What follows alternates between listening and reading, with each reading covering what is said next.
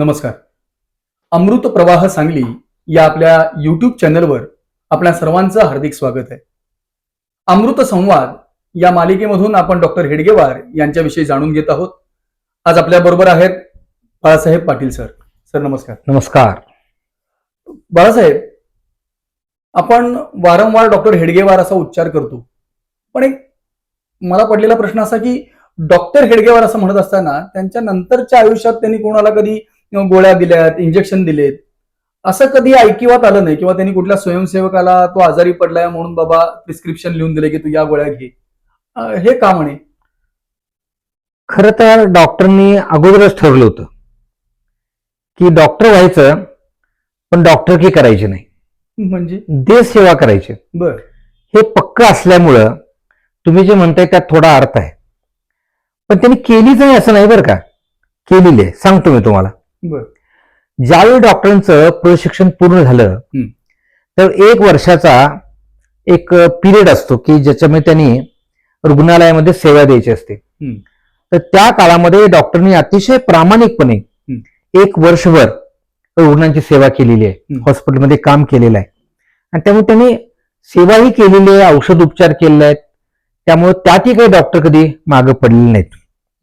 ज्यावेळी 1 वर्षाचा त्यांचा तो कालावधी संपला त्यावेळी डॉक्टर मलिक नावाचे त्यांचे प्रमुख होते.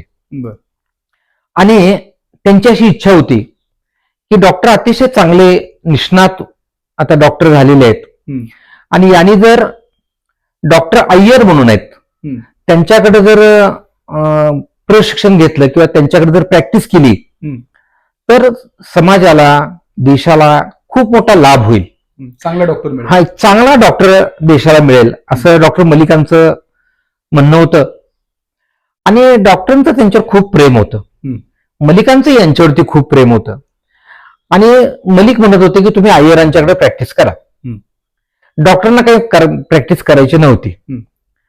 आता काय करावं हा एक यक्ष प्रश्न डॉक्टरांच्या समोर होता. आता मार्ग कसा काढायचा, आपल्याला तर देशात सेवा करायची आहे, या क्षेत्रात आपल्याला अडकून पडायचं नाही, ही भूमिका होती.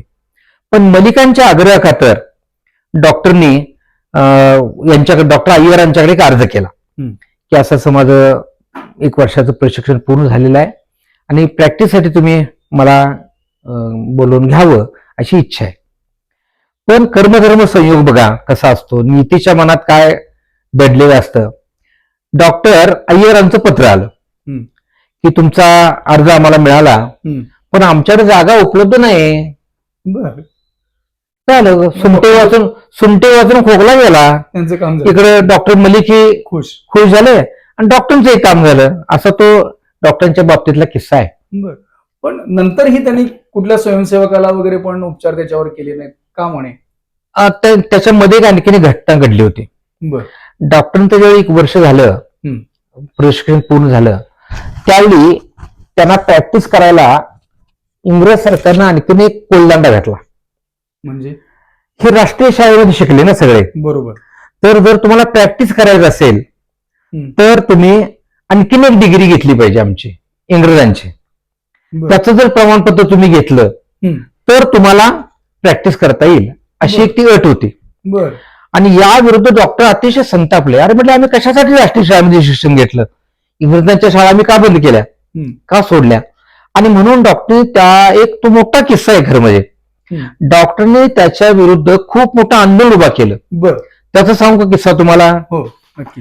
त्याचा किस्सा असा आहे की डॉक्टरने त्याच्या विरुद्ध आंदोलन उभं करताना अनेक संपादकांना भेटले आणि ज्या सभा झाल्या नाहीत त्याची वृत्त दिली त्यांनी, पेपरमध्ये आली. सभा झाल्या नाहीत तर सभा झाली म्हणून वृत्त आली.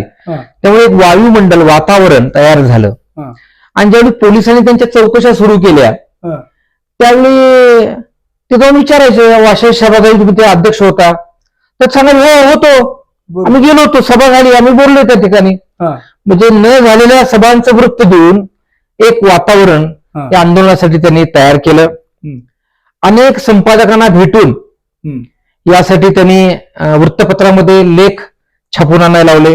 केवळ तिथंच नाही तर देशभरामधल्या वृत्तपत्रामध्ये ते सगळे लेख येतील असे कार्यक्रम त्यांनी त्या ठिकाणी केला. एक मोठं आंदोलन उभा केलं आणि सरकारला हे बोगस मेडिकल डिग्रीचं जे बिल होतं ते मागे घ्यावं लागलं. असं एक मोठं आंदोलन डॉक्टरने त्या ठिकाणी केलं आणि त्यात यश मिळवलं. वा, क्या बात आहे.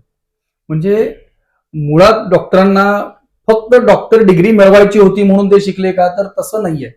त्याच्याबरोबर आपण बऱ्याच वेळा बघितलेलं आहे की मित्रांचा पाठिंबा होता, मित्रांनी सांगितलं म्हणून ते गेले. डॉक्टरचे अध्ययन करत असताना पूर्ण प्रामाणिकपणे डॉक्टरांनी अध्ययन केलं. आपल्या डिग्रीचं अध्ययन केलं. परंतु ज्यावेळी या डिग्रीलाच बोगस ठरवणाऱ्या इंग्रजांचे खोटारडे मनसुबे त्यांच्या समोर आले, त्यावेळी डॉक्टरांनी अत्यंत चलाखी वापरून, बुद्धी वापरून खोट्याला खोट्यानं मारायचं ठरवलं आणि खूप मोठं आंदोलन उभं केलं. म्हणजे आपल्या तरुण काळात मध्ये सुद्धा एक सुसंघटितपणा आणि विचारांची एक खोलवर असणारी पोहोच ही डॉक्टरांची आपल्याला नेहमी दिसून येते. आपण असेच अनेक किस्से आपण त्यांचे इथून पुढे ऐकत राहू. धन्यवाद.